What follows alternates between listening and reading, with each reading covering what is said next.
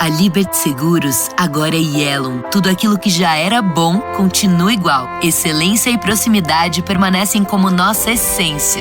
Porque não é uma mudança, é uma evolução. A Yellow está sempre em sintonia com você. É liberdade com segurança. A melhor experiência acessível a todos os clientes, iluminando cada passo da sua jornada. Deixe essa luz iluminar seu caminho. Yellow Seguradora. Seguro para viver livre.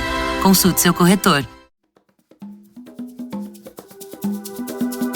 Today on CityCast Denver, it's time for the Friday News Roundup. We're talking about the local state senator who's skipping town for a better-paying gig just 1 week after being reelected, plus the local mega-millionaire who failed to buy our elections and what he's going to try to buy next, and of course, our wins and fails of the week.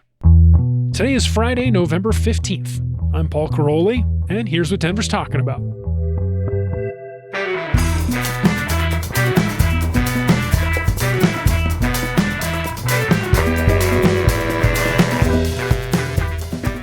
Welcome back to CityCast Denver, the show about the city that really loves its local businesses. So much. Truly values all the local businesses, except this week, the consensus reaction to the collapse of Wyatt's Towing. We have to talk about right off the bat. Who has not been towed by Wyatt's Towing? I understand. I mean, personally, I haven't personally been towed by it, but I've heard stories, and gosh, this company, wow. I have the worst. I have a typical nightmare Wyatt's Towing story for sure, and I was very happy to see that, personally. Yeah, not anymore. They're gone. They're gone for good. Now it's Elite Towing. So get ready to see Elite Towing signs everywhere. It's still a towing company. I know. That's the thing, Andy. I was like, is this going to be good, or is this just a new name? It's hard to say, but I mean, that was interesting because that came after a lot of coverage from Sam Tabachnik at the Denver Post in particular. Yeah. And a lot of legislative pressure. And yeah, it turned up in a major company just leaving the state. Mm-hmm. Which is fascinating. I mean, I think this is the system working, right? Like the coverage of what was going on tipped off lawmakers, tipped off Attorney General Phil Weiser to take a deeper look, see what might be going on, and they found some nasty stuff, as we all already knew. Interesting they don't get the same coverage as the hot dog place going out of business. The business leaves. What do you mean, Biker Gyms? Not Biker Gyms. Steve Snapping Dogs? Steve Snapping Dogs. I was just pointing out that your joke, it's not exactly the fond farewells. No, it was like crazy how universal it was, the hate for Wyatt's Towing. I saw the head of the Rocky Mountain Gun Owners Association being like, yeah, F you, Wyatt's Towing, good riddance. It's like, damn. Even like Senator Julie Gonzalez, who we had on last week, who was working on this legislation, it started too for her because she got towed by Wyatt's Towing. And that was a huge part of the conversation. That was her origin story. Yeah, totally. Well, I'll introduce everybody here. We can get into our top story. It's Friday. We're here at the 5280 Magazine Studios in beautiful downtown Denver. Lovely, lovely clear skies today. Mm-hmm. Temperate weather. Beautiful fall/winter day in Bree Colorado. Is here. I'm Bree here. Davies, hey. Hi. And we have a great guest. You heard his voice. He's the new editor of Denverite.com. Mm-hmm. Ooh. Andy Kenney. My good friend, Andy Kenney. Welcome back. Hello. Andrew Kenney. If you insist. No, Andy Kenney, I prefer. Tell us about Denverite. You were one of the first reporters. I think people are curious a little bit about it. When did you guys start again? Peel back the curtains for us. I believe it was 2016. Yeah. Because I had moved out here fairly recently, about a decade ago now. And I thought I was probably out of newspapers and the news business for good because it just has not been in a good shape for that long or longer. And I kind of lucked into it and got involved in the initial round of hires in May or June of that year. And it was this big bet by these investors who had been involved in Business Insider. And they thought the next big wave was going to be local news. It didn't turn out exactly to be as big maybe as they thought. Yeah, you guys are familiar with it. You're a media startup. You've heard. No, I'm not. Tell me more. Tell me more of the secrets. You've heard the idea, you launch these things, you invest, and then you hear a lot of talk about it's going to be in this city, in this city, in this city, in this city, and you guys actually are in a bunch of cities. We never ended up in that many cities. Eventually, Denverite was subsumed by Colorado Public Radio, which was a great union. I kind of left for a little while, and then I came back, and I worked at CPR for a long time. Essentially, I was away from Denverite for 7 or 8 years, and then I came back to be the editor. And what Denverite is like a local news blog/newspaper/magazine, whatever we kind of feel like that day. They know. We talk about you guys all the time. The reporting is great. Well, I think what we want to know, what's new? What's going to be new under the Kenney regime? We're going to finally change the name to the Denverite. Finally. I'm just kidding. That is what people call it all the time, though. Yeah. Really? Yeah. I hear it all the time. Especially at first. They'd be like, oh, that. you're the Denverite. That's so funny. They say it just like that. It's like they take the space out from between CityCast. People want to make that one word. Oh, I did that the other day. Yeah. Paul requested a correction. You'll hear from me if you do that. No, what's new is what it's always been. Is like we really want it to be interactive. I want people to see themselves in it. I think that what news often suffers from is like we're just presenting stuff that doesn't have a clear reason for people to care about it. And so I want a lot of our stories to come from readers' questions, readers' suggestions. And I want it to always feel rooted in the place. I want there to be a chance you see your neighbor in there. Yeah. And I don't know, just to find our own way and to really convince people that it's worth paying attention to what happens in your city. I think you guys are great at it. You quickly became, once it debuted, to me, it quickly became one of the sites I read every single day. So it's lovely. It's good. We like it. It's good. Good job. You can congratulate your friend, Paul. I'll tell him off, Mike. I've worked at Denverite. Denverite is about as old as my friendship with Paul. Oh, old. Friendship older. We met because of your Westward story about Stoner Hill. Okay, so I guess, about a year older our friendship is than Denverite. Yeah. Oh, Stoner Hill. Yeah, maybe I was on the hill. I wasn't. Oh, yeah. I was like, no, you weren't, Paul. No, I wasn't. Let's get to our top story here, because it's a real juicy one. I think the why you should care is obvious, because we've just been talking about the election basically since it happened earlier this month. Mm-hmm. And this is a little local twist on how this whole system works. It all revolves around a local elected official, Chris Hansen, who some listeners might remember from his run for mayor last year. One of 17 people, yes. Others will know him as their state senator. He was reelected earlier this month by the people of Central and Southeast Denver to the state Senate. And now, just a week later, he's taken a whole new job. He's now getting a much bigger paycheck to be the CEO. That's something. Like way bigger. Like 10 times almost. We'll talk about it. The CEO of La Plata Electric Association. He's going to be in Durango, it seems like. Andy, we'll get into the intrigue, but I know you've reported on Hansen's work in your previous role at CPR. Tell us about Hansen. Remind us who this guy is. Yeah, I covered him at the legislature. He's, in newspaper talk, we call him like a budget guru, a tax guru. He's on the Joint Budget Committee. He's a real kind of policy wonk. He knows everything about the tax code and is involved in all those discussions. You could credit him with expanding the earned income tax credit, which was like a huge policy change. And he was always kind of in the middle of it. Like you guys probably covered a million stories on property taxes. Sure. Yeah. He was always in the middle of negotiating and figuring it out. So he's kind of a hybrid of like a bit of a power player, but also deep in the kind of fiscal and financial weeds because that's his professional background. Yeah, I learned this week that he's a scientist. That's his personal background. He got a PhD from Oxford in some kind of electrical engineering or nuclear engineering. Oh, well then this job makes a little more sense to me. The La Plata stuff, that's because of his climate interests, which is another thing and he's that's known the other for. thing I didn't mention is tons of work on utilities and on climate as well. Okay. Yeah, so that's what we knew before this week. Bree, what do you make of this move? I mean, can I just be frank? It's such a dick move. You just were reelected by 84%. If I was a constituent of his, I would be pissed. There's no way that I think what was the recent story, Paul? That this was really in motion. He found out a couple days before. The timeline. Yeah, what's the timeline? Because to me, the timeline says a lot about what he was thinking about versus what his constituents might have been knowing. I believe what he told Benta Birkeland at CPR, the timeline was that he didn't, first of all, apply for the job. He was recruited to it, and that it all kind of happened after ballots were printed. I'm not 100% on the what day exactly, but that essentially the election was fully in motion. It was after the primary, well into the general, and that he decided to go for it, but it was too late to bail out of the election. So strategically for the Democrats, it made sense to do it this way because at least he would be in that position because now there's going to be a vacancy, but they get to decide that. I guess if he had dropped out, one way or another, there was going to be a vacancy committee. Either they would need a new candidate or they would need to replace him afterward. But I mean, I'm even thinking about the vacancy situation that we watched with Boebert and what was going on there. And with Ken Buck and CD4. And how confusing it can get and like how that doesn't necessarily work out for you at the ballot box. So I could see why they waited. It doesn't mean it doesn't still feel wrong to me as someone who, I mean, I'm not his constituent, but my mom is. I don't know. I'd be annoyed. Here's a good illustration of how often this happens at the legislature. So Chris Hansen was appointed to the Senate in 2020 because the previous person had health issues. He had been elected to the House previously. Mm-hmm.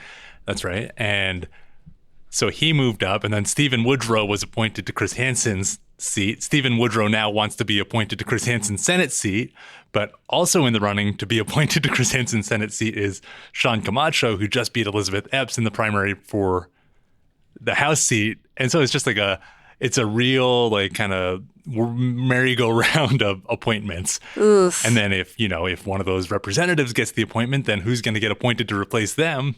That just, again, this feels like I know it's not a circumventing of the, like how we elect people, but it could, to me, it feels that way because there is no process here happening that involves the voters. Instead, if you want to get into what happens, it'll be a vacancy committee, which is party members, party insiders, who will essentially choose who becomes the next person. And at one point, I think the Colorado Sun reported that like a third of the state legislature had initially gotten their seats through appointments.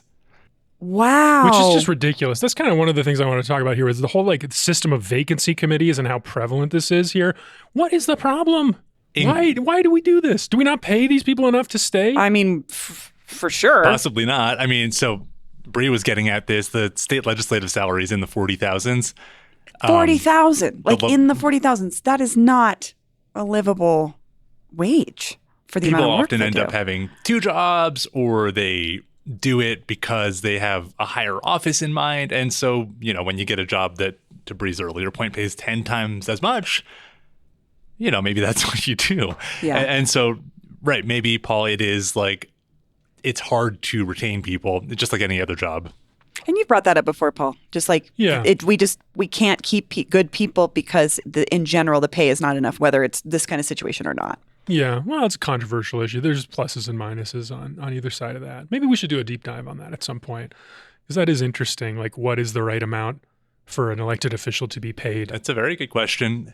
It keeps government costs down, and conservatives would tell you it encourages like a citizen legislature, but it also arguably does not encourage a like retention legislature unless you're someone with resources or you're pursuing a higher office, which with Hansen, I get the feeling that this kind of means that like he's not going to pursue much more in the way of office for now. Do you think? Because people talked about him once as like a governor candidate. We know he ran for mayor. Does that seem like maybe not in the cards? He doesn't want to do that anymore? There's nothing saying he can't, but I mean, I guess if you're a voter, like how do you come back? How do you rebuild trust after this? Certainly he's walking away from being on the Joint Budget Committee and walking away from the spotlight. So who's to say? But it doesn't seem like a step toward that you would take if you were necessarily going to launch a governor campaign anytime soon. There's a bunch of these that I was thinking about, these kind of vacancy situations where Representative Jennifer Parenti up north of us dropped out of her race after winning the primary.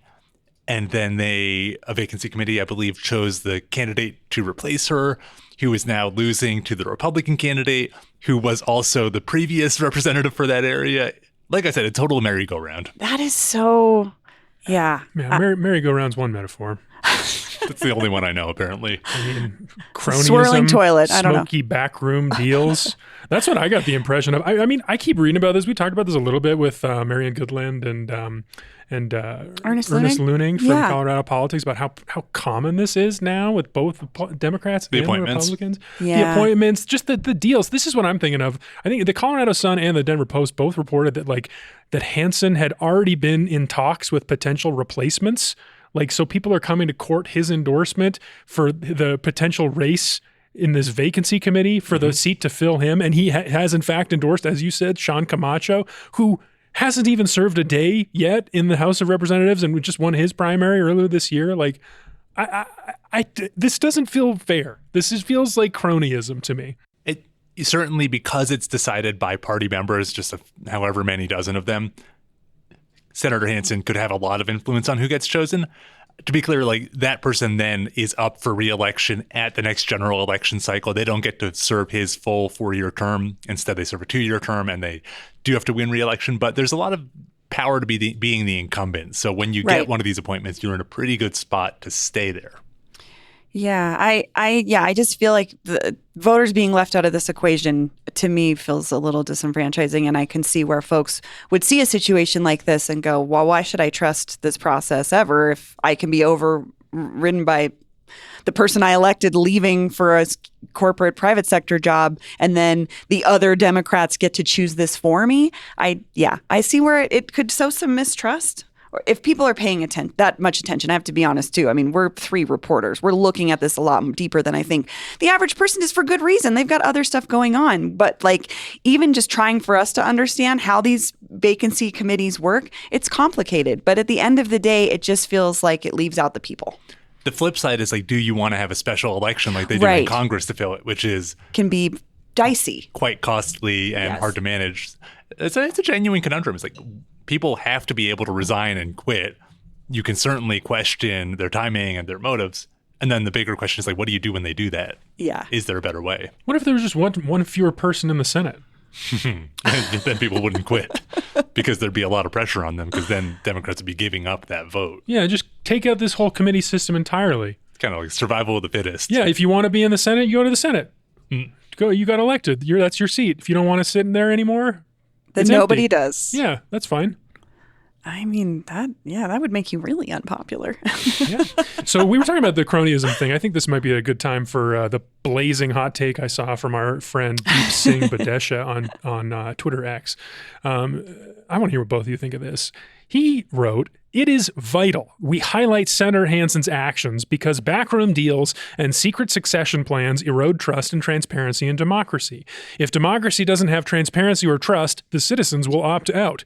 These actions are the very core of why Dems lost in 2024. Andy, do you agree with that? Is it a backroom deal? Like, what would the Are trade-off these actions be? the core of why Dems lost in 2024? That's the statement that I think is interesting. That's a tough. I mean, I feel like we're still in the what happened mode of this last election. I agree with him that this is about transparency and trust, and we're not building it certainly within this party. And I don't know if it's at the very core. That's a great question. I feel like it. I think this is he's alluding to the Biden situation.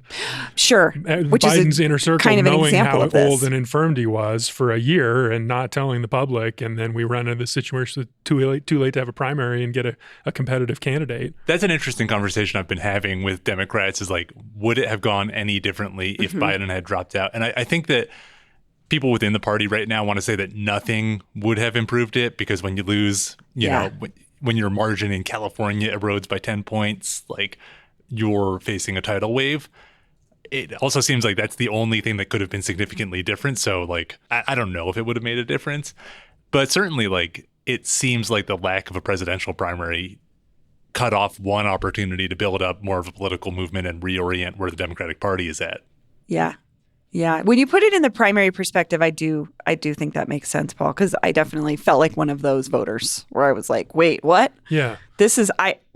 Hold on. Look, the Bernie situation really already burned me real bad. And then this happens. And I was like, nothing, there is no worse way for me to vote than feeling like I'm up against a wall. Yes. And that's how this election felt, and last election felt that way too. And so maybe I guess Deep does have a point there then. And like, maybe there needs to be some reworking of how we do things, because voters aren't trusting this party as it stands. I mean, is there a better theory for why turnout was so low this time, other than this lack of trust and transparency on the Democrat side?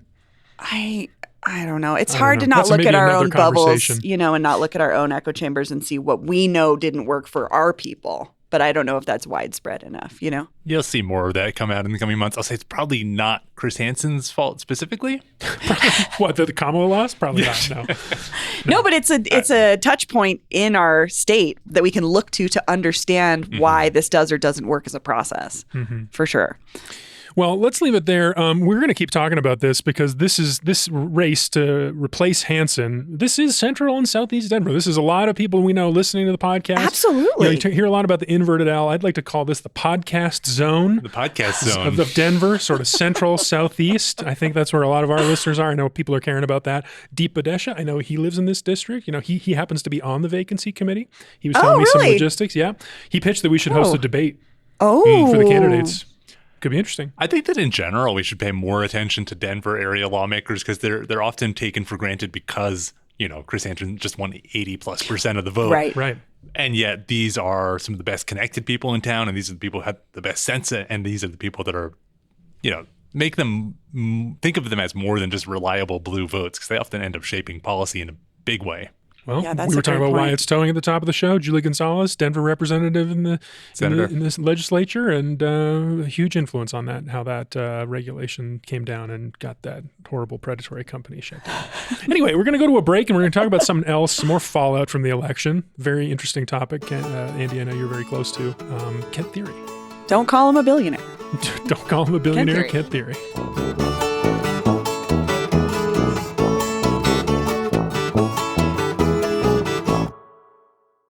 Ideal mesmo para o mundo atual seria fazer o ensino médio junto com o curso técnico, certo? É no Senac que o aluno tem autonomia de verdade, formação cidadã, foco na diversidade, preparação para o Enem, material didático sem taxas e muito mais. Na real, tem tudo que você precisa para se sentir preparado para a vida. Seja para entrar no mundo do trabalho ou te ajudar a decidir o que fazer na faculdade. Quer saber? Senac. Vem comigo! Acesse sp.senac.br/ensino-médio-técnico. RH, quer saber como voar no trabalho? É só usar a Flash. Com a Flash, você concentra toda a gestão de pessoas em um único lugar. Faça a admissão dos colaboradores e solicite mais de 8 categorias de benefícios. Ah, e você ainda pode fazer todo o controle de ponto. Conheça o novo onboarding integrado da Flash em flashapp.com.br. All right, we're back. Our hot topic this week is one of the biggest fails of the election a couple of weeks ago. Has to go to, don't call him a billionaire, we'll call him a mega-millionaire, Kent Thiry, local former DeVita CEO, very, very wealthy man who's got a lot of big ideas for how democracy should work. He was the big backer of Proposition 131, which would have reformed our primaries and given us ranked choice voting here in Colorado. That failed. So that's what we're going to talk about. Kent Thiry, his legacy in Colorado. He's got a lot of things people might not know, or really his influence. And so what does he do next? And then also, what are we going to do next on ranked choice voting and open primaries? Because I think a lot of people looked at the vote totals and thought, what happened? How did we shake out with that? I don't remember. Just in terms of it wasn't was it overwhelmingly no? It's like a 10% margin. It was, I think it was 56-44, something close to that last so it was I checked. Considerable. Okay, okay. Not close. Here's the breakdown I thought was interesting about it, to dig into the numbers a little bit more. This was according to an Aspect strategic poll reported on by the Colorado Sun. They said, the failure of Prop 31 can be described by a generational divide. The measure's base of support was younger men. They supported the measure by a 21-point margin, said pollster Kevin Ingham. But older voters were ultimately 131's doing. I think it also did better in Denver in particular. That seems right. That's not what I haven't actually had time to dig into the crosstabs and who voted where, but that's an interesting combination, isn't it? It doesn't seem like a clean partisan break on it, but at the same, I don't know. Bree, what do you think happened in that vote? I mean, it's hard to tell. I don't know. I guess one, I will just say there was so much on the ballot. This was not something my friends that asked me questions about the ballot asked me about. It was not top of mind for most folks that I knew. Really, that's interesting. I got a lot about the fur stuff, the slaughterhouse, the affordable housing, the health, the tax stuff. But I think part of it was maybe the messaging of this was confusing, and this possible change to our electoral system being such a big shift, which could be in a good way, but people don't know enough about it. I wonder if it was just a lack of understanding what it meant if you voted on it. It's one major factor. It's like when voters don't understand things on the ballot, they just say no. Yeah, exactly. And I think that might have been part of it. I mean, we know the language is always confusing, but if you couldn't find a breakdown that still made sense to you, or if you even went that far digging into it, you may have just skipped it or said no. Yeah, I heard something similar from Westward editor Patty Calhoun recently. I was chatting with her about this. She was like, Coloradans don't approve things they don't understand. It's always a higher bar for a new proposal.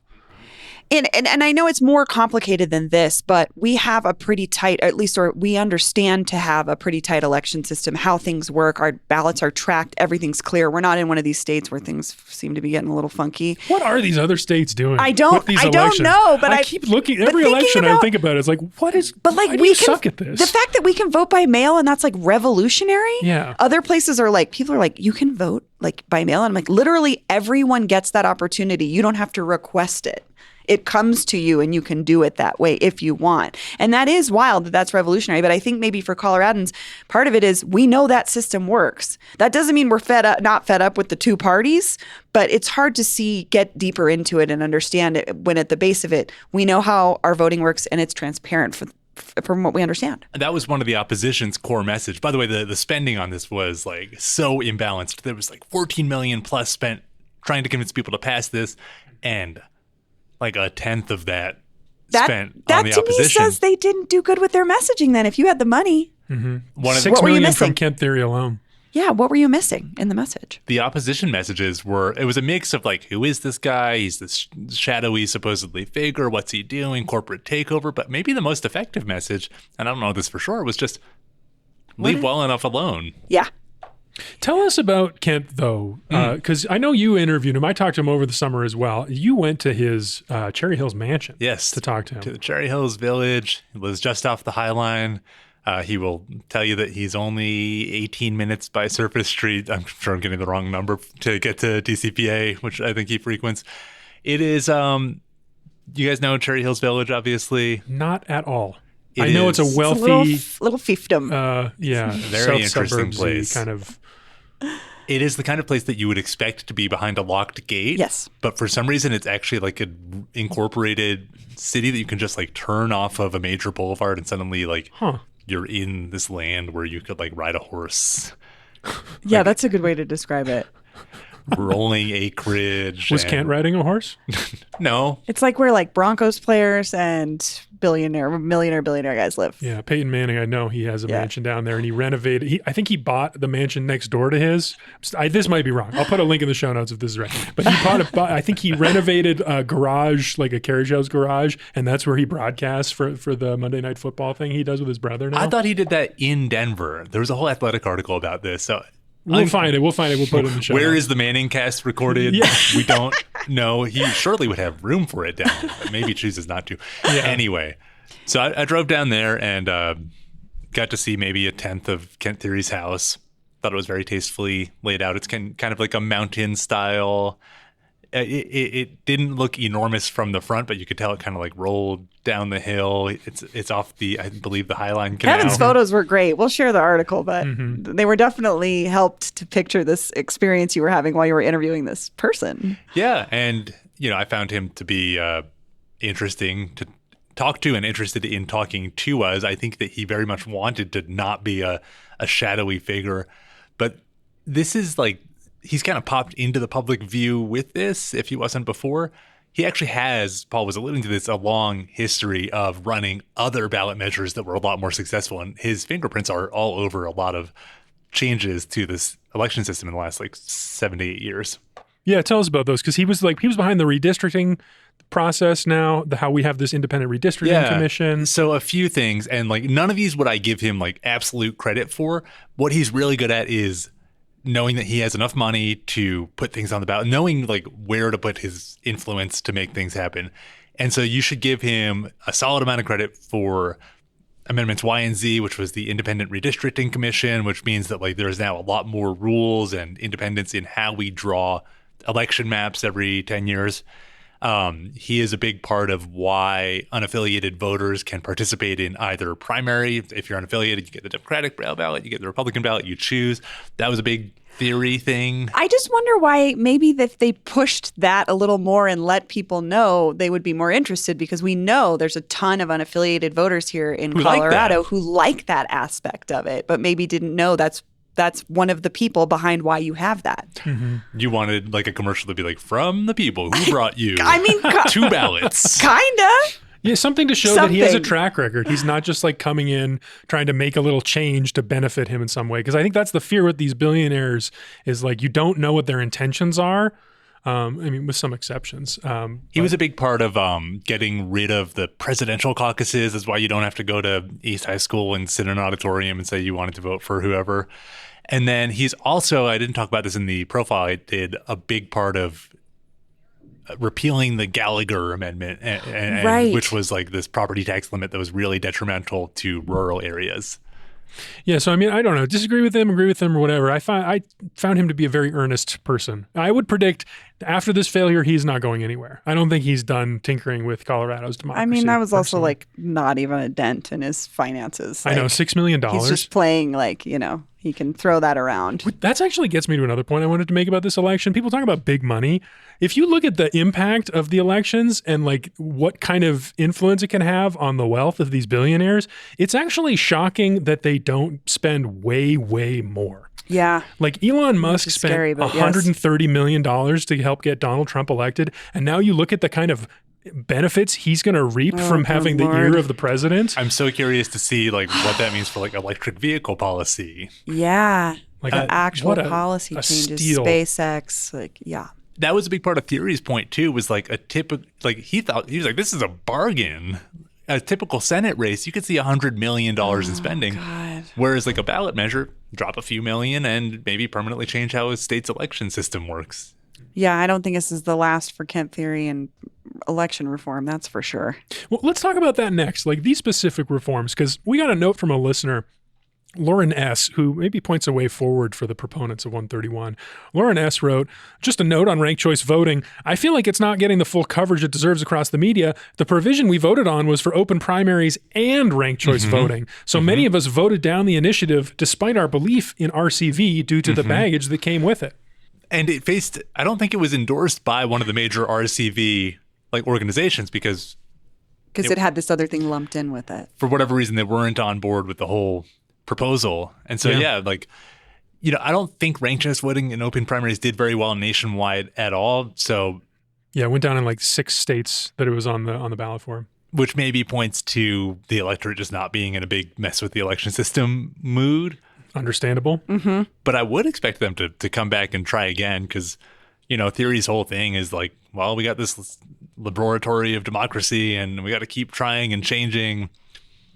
So I'm not exactly sure what to expect next. The other interesting thing was that, I mean, a lot of big Democratic politicians got on board with this. He had Jared Polis, the governor. Right, Johnston, yeah. He had Johnston. He had Hickenlooper, the former mayor and now the senator, and like.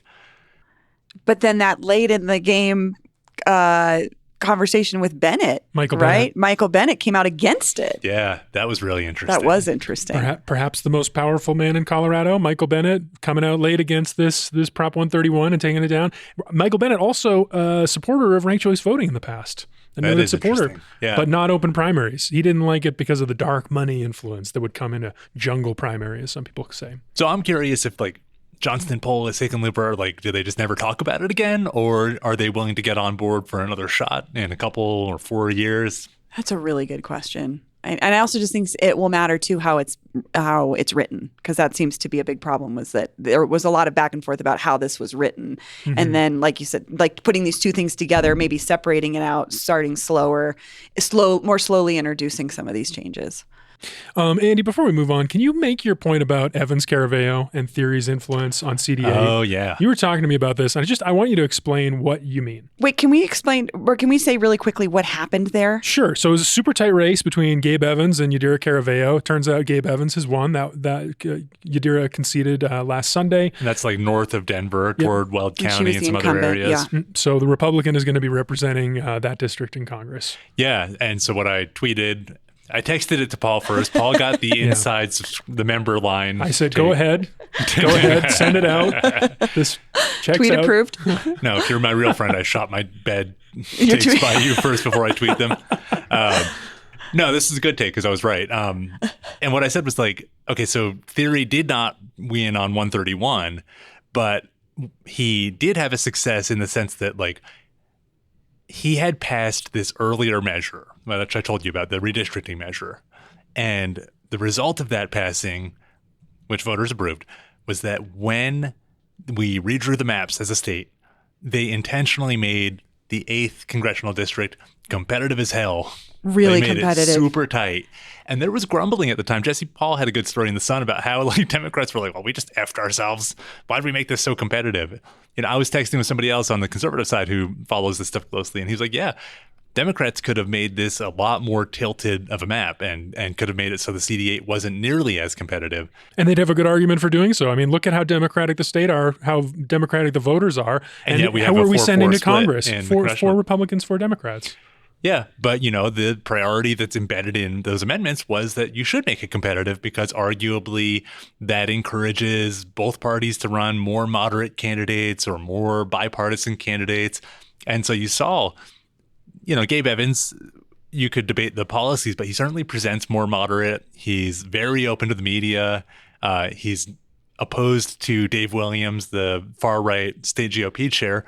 So you ended up incentivizing the Republican Party to run a moderate because they could win that district. They won despite the state GOP not really being that big of a presence.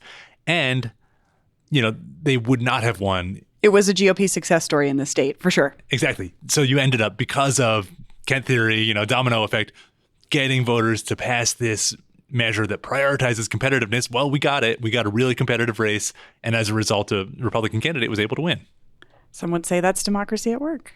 I don't know if I'd agree, but I could see it worked. I mean, we saw this was a competitive race. Caraveo's race, even before this one with Kirkmeyer, was tight as well. And look, one way or another, people in CD8 certainly got a lot of election mailers and door knocks. Oh my God. I didn't. I mean, I just got a lot of YouTube ads for this, and I'm not even in the district. So yeah, which it's wild. Hey, we got them to pay attention to us. Yeah.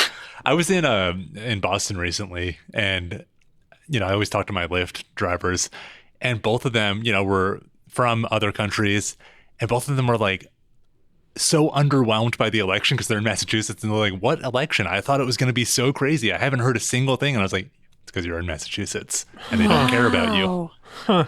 You've just been forgotten. You've been left aside. Yes. That's democracy for you. Well, we'll keep following that story. Electoral college. I do love that take. That ripple effects of Kent Thiry's reforms. That's so interesting. It makes me think in a new way about ranked choice voting and open primaries, I have to say. God, if the House had come down to a 218, 217 split, like a 1-vote Republican majority, you would never hear the end of the Democratic second guessing on those amendments. And actually, when I X'd that or tweeted that or whatever, Shad Muir of the Democratic chair was like, yeah, that was a bad idea. And we should rethink that. And should we make it super competitive or not? Oh, Shad Muir. Yeah, he's listener. We had him on earlier this week. Ideas. Yeah, check out Bree's interview with Shad from earlier this week. Yeah. Really interesting guy. Lot of thoughts for the future of the Democratic Party. Anyway, we're going to take one more break and we're going to come back and we're going to do the best part of the show, best way to end the week, wins and fails.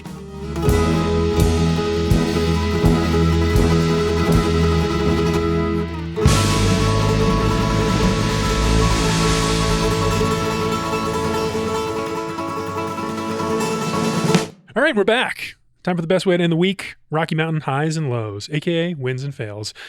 Each of us brought a recent local something we think was a win for Denver, and each of us brought one that we think is a fail, and we're going to talk about them. So we'll start with fails. We always do. Bree, do you want to take us away? Yeah, I mean, I guess this is a fail for me, and I don't want to say maybe for the show, but we got this comment from a regular listener this week. She said that she was listening to our podcast last Friday and was struck by how little empathy we showed for those of us devastated by this election. Statements like, if you're mad, don't just cut people off and rage on social media, and comments about how you've only seen one sane person suggesting we come to the table and talk about it, along with suggesting that there's millions of ways to help, like planting a garden, all reflect an enormous amount of privilege, making it hard for me to continue listening. And I called this listener and I talked to her for quite a while, and she's a mom of a trans kid. And she just explained to me the very real experience that she and her community are going through right now, the fears that they have for their child, their access to really basic stuff like healthcare. The clinic that they go to is underground, even though it's run through a giant hospital here, has to hide. And I just wanted to acknowledge that and honestly say I'm sorry that we don't always think outside of ourselves.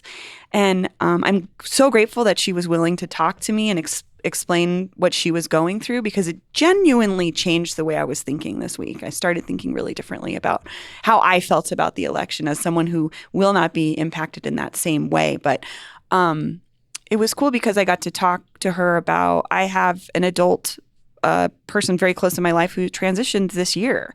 And it's been a really eye-opening experience, but I can't imagine going through that as a parent of a child where you're afraid for your child in the world of things you can't control. And so I just wanted to say that I was really sorry that we missed that mark. And we appreciate so much when you write in and share this information with us because we want to hear from you and I want to do better. So this is my commitment to doing better around this conversation. I think that's really nice, Bree. I'm glad that you talked to this person who wrote in and that they wrote in. I think last week was weird feeling. Totally. I think I'm still figuring out how I felt, how I'm dealing with this election. I think that's true for a lot of people. Yeah. I mean, last week, like I said, I was feeling so energized about this work, and then like the more the days would go on, I kept talking to people in my life and hearing their reactions to it, and like everyone was just kind of feeling differently, and I don't know what people need or want right now. I don't know if it is that sense of like local community. I hope it is because that's what we offer. Yeah. I think it's just being open and honest and open to feedback and open to bigger conversations that we maybe hadn't had before. So. Yeah, I am interested to hear about other people's experiences with this. Like this person who wrote in, I'm so glad they did. I'd like to learn more about that. I want to know if other people have similar experiences or things that they don't feel are being represented right now in the media, especially here in Denver. Please call in, let us know, 720-500-5418. We would love to understand that better, how people are dealing with this, what it means to them. Yeah. But yeah, it is a bummer. I don't like that we made this person feel that way. Me either, but I am glad that she felt comfortable to write in and let us know because that's the only way that we can address this kind of situation. And so thank you so much. Mm-hmm. Andy, the election, where do you think Denver's at? I saw that, Trump once again did not win any precincts in Colorado, but one of the Republican state representatives did win, state house candidates did win one of those Southwest corners. And, it's interesting. I think to Bree's fail, quote unquote, yeah. I think calling that person back is like the best thing that you could have done because like I had the opposite thing happen where like, our morning newsletter note of essentially like amounted to like, wow, we're really tired. And like, we know some of you are going through it right now and this and that. And like somebody wrote back, like who's very like offended from a conservative standpoint, were like, well, it's not like, don't portray it as it's like it's a loss for the country, 51% of us like voted for this and et cetera, et cetera. And it just had me thinking about like, right, like how do you both cover the policy, cover the impacts in a real and human way, in a serious way, but also like not create a culture that people feel excluded from, or not contribute to this sense that you either have to choose one reality or the other. Or that we're assuming that everybody's feeling the same way we are. Yeah, exactly. Which is this weird line we have to draw with the way that news is done now is like sometimes it involves our personal commentary and how do we speak without being like everyone's feeling this way when it's not from all sides, everyone's not feeling that way. Yeah. It's a good point. Well, we have the particular challenge on this show. I mean, you and me, Bree. Andy, I don't know how much you can speak to this. I mean, you have these opening notes in your newsletters where you're personal. But for us, it's like we know that the reason why people listen, or a lot of the reasons why people listen, you want to feel connected to your city, but it's us every morning with you, helping you process the news, help you thinking about stuff, offering our perspectives and showing up as real people. Yeah. And it's really hard to try to be, to everything to everyone. Yes. But but in that same space, Paul, I felt like I did let somebody down. This felt very personal to me because I care so much about this community that she's in. I don't know it firsthand from the parenting perspective, but I have been involved in the queer community here my entire life. And I thought, oh my God, I missed something so big. But I feel you, like we can't be everything to everybody, but we sure try to be ourselves, We do try. And this is why we've said it all. Yeah, we have. All. Let's move on. I'll do my fail next. My fail goes to totally different kind of fail. My fail goes to Rico Leon, aka real name Andrew Leon, which might be a surprise to viewers of his HGTV home improvement show, Rico to the Rescue. This is a local contractor. Contractor's been on my mind. I was like, lately. Paul's really been on the bad contractor trip because I know about that. He's dealing with his home improvement or his home fixing. I've been calling it a luxury home renovation project, aka mold removal. But yeah, this is a story from Business Den. Rico. So there was an episode of this show, Rico to the Rescue, where Rico goes to help fix a problem with a contracting job. Like there was some home renovation project, a firefighter in Larkspur got one of his buddies to help him do some work. And then the project fell apart and then the friendship fell apart. So Rico was going to go fix both. And that's what the episode depicted. The truth, according to Business Den, is that Rico also did a terrible job and has caused even more problems. So this is episode 9 of season 2, Burying the Hatchet. Anyway, Business Den reports on November 4th, one of the people filed a lawsuit against Leon, Watt Pictures, Precision, and blah, blah, blah. In it, he lists dozens of supposed construction defects at his dream house, including a fireplace installed backwards, missing smoke alarms, an unsafe back deck, missing bathroom tiles, improperly installed toilets, defective windows and doors, and others.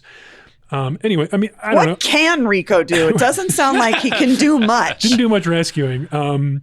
Yeah, I don't know if these shady contractor stories are totally up my alley right now. The patio was awesome. We enjoyed the patio. You couldn't use the toilet in our house, but the toilet shot in the opposite direction. Never mind. But Paul, I mean, this is our living spaces. This is where we are supposed to feel most safe, and it's a lot of times it's our sole investment. And it's the TV that is where I get my information. Well, I need to be able to trust the TV to give me the truth. Never is anything in reality TV have that neat little bow at the end that they wrap everything up with, because reality is not that pretty. But it is. I think this is just something that people deal with on TV or not. Shitty contractors. Yep. Well, it seems like letting one of those shows into your house would be a terrible decision.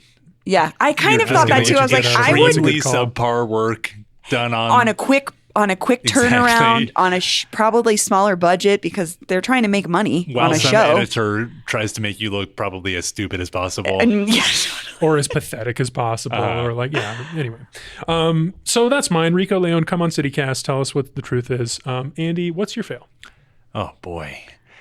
Can I just add, I was watching Kitchen Nightmares in the hotel room in Boston, and the one that came on was Pantaleonis in Denver. Oh, no. Where they just made the dude look so bad. Oh, no. But then I looked it up, and he's still there 10 years later. It's like just down the street from me. I never go to this pizza place. I grew up in that neighborhood, Paul. We never went there either. Not a cool dude. I've been several times. I don't know about Pete, but the whole episode was about the psychodrama of him putting too many toppings on the pizza and not being able to relinquish control to his son.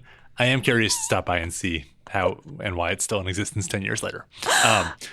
A fail of the week is for people who think that they're special for using bridge security at the Denver International Airport, because it's going away. It's going away. This is the special outlet that you can use. Everybody who's lived here for Peyton calls it her DIA hack. Exactly, it's a DIA hack, right? And if you've lived here for 3 months, you can say that. And it is actually a good option when the Great It was Hall great. is a I don't know why cluster. you're being so harsh about this. I'm not being awesome. harsh. It's sad because it was a hack, and it's going away because they're rebuilding the whole Great Hall. Yeah. And eventually the bridge will reopen, but it won't be a little special person option. It's anybody who goes through the new East and West security will just be able to use it. So it won't be something special that you know about. I will just say the new security I have gone through, you probably know, Andy, with a child, which takes forever because children are on their own time frame. It's gone really quickly. Yeah. I've had a great time in the new security. I mean, it's hilarious looking at it next to how it is. How did they I don't know the story of why it is the way it the 50 doors you could go into. That's cool. I'm just wondering, if you look at the design of the current security, the old security, it's 1 billion people online for 2 gates, and then they redesigned it, and they're what if we made 30 gates? I'm that probably would be a good idea. Worked. And it worked. So if you're sad, all I'm saying is if you're sad about bridge security, the new security, pretty good. And you'll still, the bridge will still be open. You may get your special thing and get to tell people it's special, but you could still call it special. It's no longer a DIA hack. Shall we move on to wins? Yes. I will go first. My win goes to local author Peter Hessler, author of The Dog Stars. Heller? Peter Heller. Peter Heller. I was thinking of another local I'm giving author. a fail to Paul. You want to retract that, No, Paul? that can stay in. Peter Heller, he was on the show a few months ago. I talked to him about books about Denver. Anyway, the news is that Ridley Scott and Paul Mescal, the star and director of the upcoming Gladiator legacy sequel, Gladiator 2, which I'm very much looking forward to, they have announced that their next project is an adaptation of Peter Heller's great book, The Dog Stars, which is all about Denver and Colorado and the Front Range and the guy who flies around on a little airplane. And I think that's a great matchup, and I can't wait to see that movie. I hope it becomes a real thing. Is it like an adventure book or a fantasy, or is it just It's like a post-apocalyptic story where the main character, presumably the Paul Mescal character, is going to be like flying from little airports around the Front Range and collecting supplies and stuff. And there's drama. It sounds a lot like The Postman, the Mailman. What was that, like 2001 Kevin Costner movie? Yeah. Oh, I don't know that. Yeah. Never Is it did about see an it. actual postman? In the apocalypse. Oh, I should tell my brother's a complicated. mailman. I And he's should tell him Kevin about Costner. that. You probably would like it. I love this story too, Paul, because I just am thinking, cool. And a writer here in Colorado maybe got a little bit of a payday. Yeah. I love hearing when artists get That's to make sweet. some money. So right on, Peter Heller. Yeah. Peter Hessler, also a great local writer. That's your pen name. Bree, what's your win?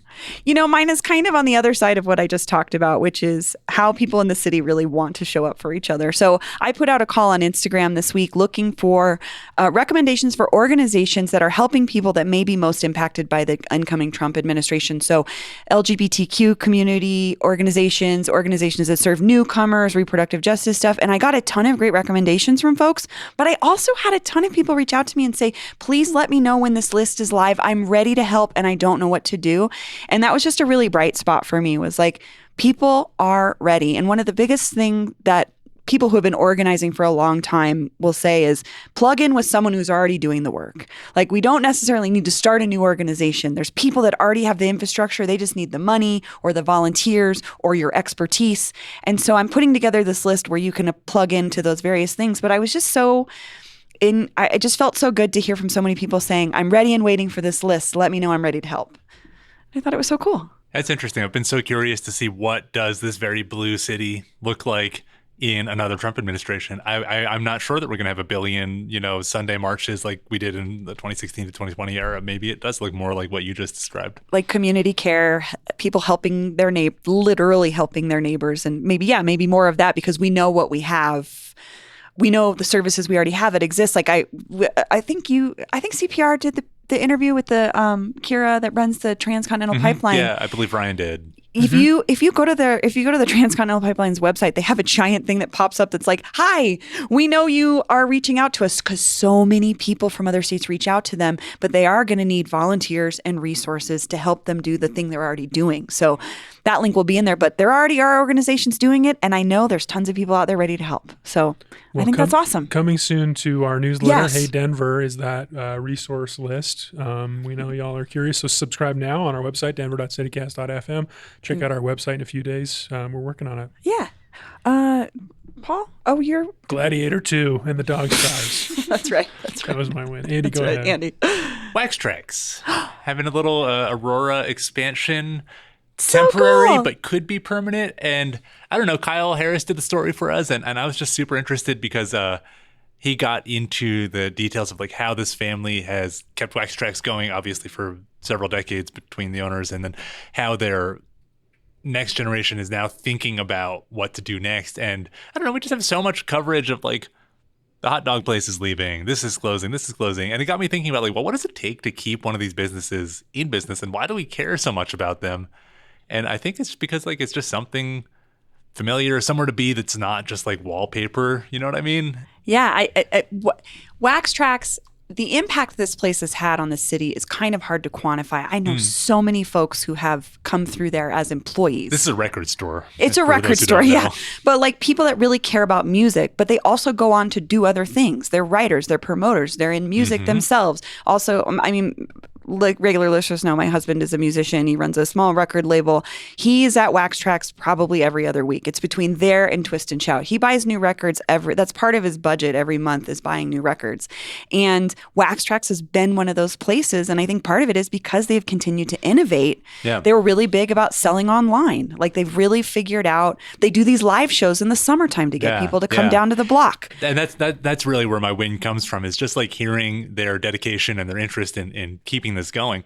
Because I don't know, these local businesses are like what often makes Denver, besides like public spaces and parks and other stuff, it's a lot of what makes it unique. Because I pointed out in the newsletter, like, Wax Trax and Steve's Snap and Dogs, those are probably like 0.5% of the money in the economy. It's like it's Amazon, it's Walmart, it's whoever, where most of our dollars go. But like the impact, those places are not especially memorable. You don't think about like, oh, that one time I went to Walmart, unless something really weird happened. No, that's a good point though. It's like, and we can also just spend more money there for sure. But thinking about what they do for the city, which is I also know they're a stop for musicians when they come to Denver. Musicians always have downtime if they're on tour. They've got the day to kill before their show. A lot of times they're like, what's the record store? Send me to the record store. So it makes us valuable to other people. Great win. I love that. It'll be nice for the Stanley Marketplace too. It's in Stanley. Really nice there. I was like, get your holiday shopping on now. Hit the Stanley, which has also just got a ton of other great local businesses in there. It's a really fun spot. I love that spot. It is good. Y'all got me thinking about Wyatt's again, talking about local businesses. I was thinking like about them all except Wyatt's. I got to thinking about Rosenbergs and bagels. Ooh. Well, anyway, Wyatt's Towing, good riddance. Andy, thanks for joining us on the show today. This was a really fun one. Good riddance. Thanks, Andy. And you had a good riddance to you. Thanks, you guys. Thanks, y'all. That's all for today here on CityCast Denver. Our producers this week were Francisco Kilgore, Natalie Rivera, Olivia Jewell-Love, and me, Paul Karolyi. Peyton Garcia writes our morning newsletter, Hey Denver. Bree Davies is our host. Our music is by Los Mocochetes, with additional mixing by Tyler Lindgren. If you haven't already, subscribe to the show wherever you get your podcasts. Follow us on Instagram at CityCast Denver, and tell Rico Leone about us the next time you see him. You can sign up for that daily newsletter and learn more about us at denver.citycast.fm. I'm going to be out of town for the next couple weeks, so peace out. See ya. See you in December. You're in good hands.